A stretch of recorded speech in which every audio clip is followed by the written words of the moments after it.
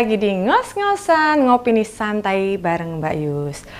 Pertama, Mbak Yus perlu ngucapin selamat nih buat Ketua Umum Demokrat yang kemarin dilantik jadi Menteri Agraria dan Tata Ruang atau ATR. Hore, selamat loh Mas Ahaye. Wow, cita-cita jadi menteri keturutan ya. Realisasi, akhirnya jadi pejabat publik juga. Babe Ahaye pasti berbunga-bunga hatinya.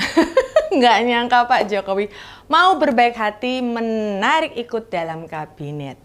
Nah, di momentum yang sangat spesial ini, sayangnya Pak BY nggak bisa hadir. Kecapean dari Jawa Timur dan Jawa Tengah. Apa kecapean nerima ucapan selamat? Salaman bendalan poyo. Jadi setiap jalan salaman. Pak B sudah tiba di Cikeas. Ning gandeng kesel ya toh, wis sepuh. Jadinya tidak memaksakan diri. Bener itu Pak B istirahat. Nek sakit kan ya nggak jadi ngelihat anaknya kerja sebagai menteri.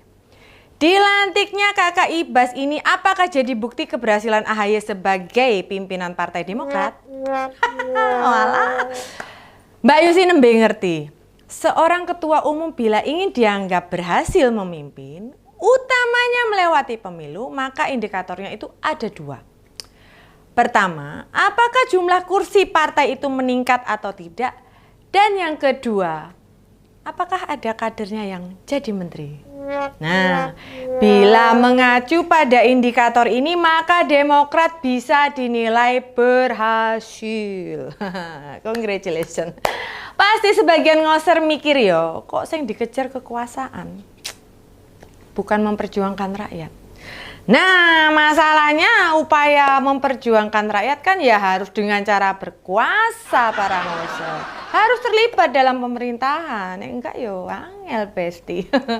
Hanya saja partai politik mesti jeli. Pemerintahan atau karakter pemimpin yang bagaimana, yang benar-benar memperjuangkan rakyat. Itu loh. Jadi harus dilihat juga. Sekarang ini mau bagaimanapun masih pemerintahan Jokowi yang dulu bagus dalam memperjuangkan hak-hak rakyat. Namun jelang pilpres semuanya jadi berantakan. Penyebabnya apalagi jika tidak karena terus ingin berkuasa. Anaknya jadi cawapres. Ada upaya Jokowi mengacak-acak, mengatur, mengintervensi. Yang kemudian kita tahu Prabowo Gibran dapat suara yang sangat signifikan. Demokrat yang katanya punya visi perubahan untuk perbaikan, ya bergabung bersama mereka. Meski belum berganti presiden, Ahaye sudah dapat upah dari dukungan Demokrat ke kandidat nomor 2 ini. Dulu kan Mbak Yus pernah mengira akan gantiin posisi Pak Mahfud jadi Menko Polhukam. Bener. Tapi berhubung jajaran petinggi Menko Polhukam itu para jenderal, digeserlah jatah Menko Polhukam, yaitu buat ke Pak Hadi Cahyanto yang semula Menteri ATR menjadi Menko Polhukam. Nah, posisi Menteri ATR kan kosong lah, diserahkanlah itu ke Ahaye gitu loh. Berarti bertemunya presiden dengan Ahaye 3 minggu lalu di Jogja sebelum coblosan. Yang pagi-pagi banget itu loh. Yang sambil sepedaan atau sarapan pagi, mungkin disuruh siap-siap. Sinau tentang pertanahan. Bisa juga pas waktu itu dibilangin, wes Mas Ahaye, sinau tentang pemerintahan. Bilang bapak, nek meh diajak presiden bantu urus negara. Minta dikasih tips bagaimana jadi menteri yang baik. Oh no, bisa jadi begitu yang dibilang Pak Jokowi. Pak BY pasti senang banget. Bisa bangga-banggakan anaknya jadi menteri. Yang levelnya ya setara gubernur ibu kota DKI lah gitu. Meski Mas Ahaye gagal gubernur, saiki tadi menteri kan ya lumayan banget. Minimal ke kader, ke partai koalisi, ke lawan politiknya, bargainingnya naik gitu loh. Posisi jadi menteri ATR bisa jadi modal penting untuk posisi menteri di kabinetnya Prabowo Gibran.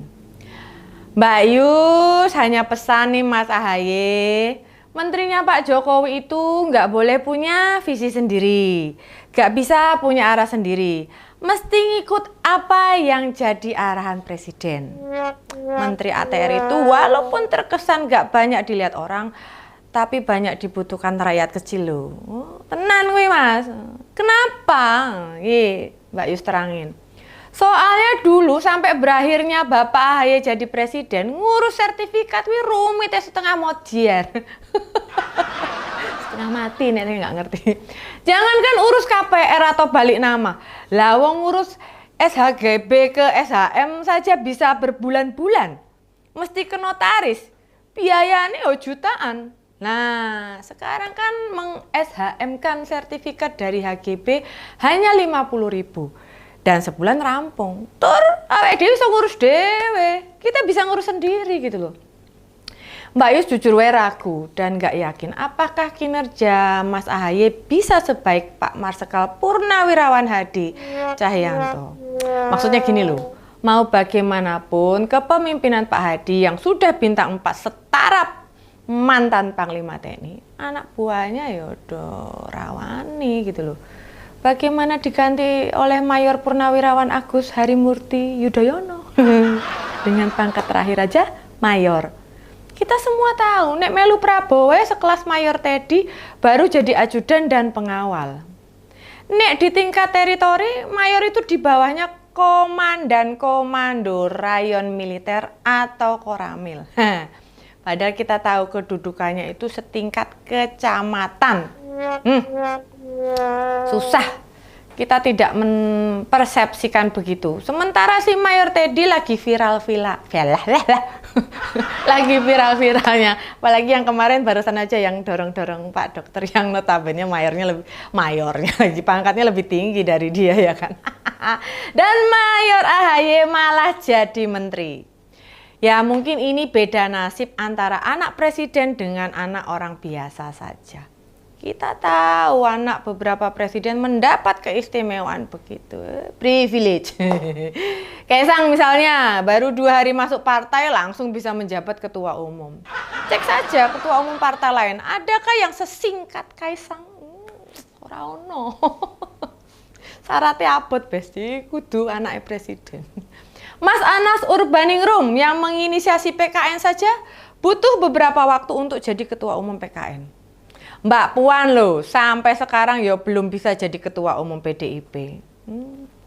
Oh iya, Mas Gibran baru aktif di pemerintahan atau belajar politik 3 tahun. Bisa tuh jadi cawapres dan orang juga pada milih. Lihat saja, wapres yang sudah pensiun atau beberapa cawapres lain pasti mereka punya track record lama di dunia pemerintahan, dunia politik, dunia bisnis dan lain-lain. Nah, kembali ke soal Mayor AHY. Maksudnya Mas Menteri ATR Agus Hari Yudhoyono. Yang penting sekarang sudah jadi menteri, bekerjalah dengan baik ya Mas. Tunjukkan bila Anda itu punya kapasitas dan kemampuan memadai. Permudah urusan rakyat soal sertifikat. Jangan terulang model-model seperti saat Pak B menjabat. Bila perlu sekarang ditingkatkan lagi. Bisa jadi sekarang ini adalah ujian untuk uji coba.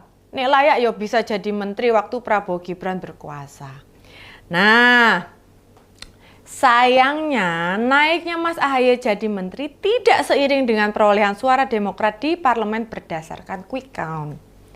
Perolehan kursinya terancam stagnan atau malah merosot, ya kan? Jika periode 2019 hingga tahun ini Demokrat punya 54 kursi, maka pada periode depan kursi mereka hanya 40-an saja. Atau paling banyak ya sama kayak periode lalu, ya toh 54. Ini perhitungan kan masih berjalan. Belum bisa dipastikan berapa gitu loh. Wes lah sementara gitu sih wae ya. Mbak Yus Selacus menjemput rezeki dulu. Besok jemput aku lagi, oke? Segitu ngos-ngosan ngopini santai bareng Mbak Yus. Kita ketemu lagi di ngos-ngosan selanjutnya. Bye.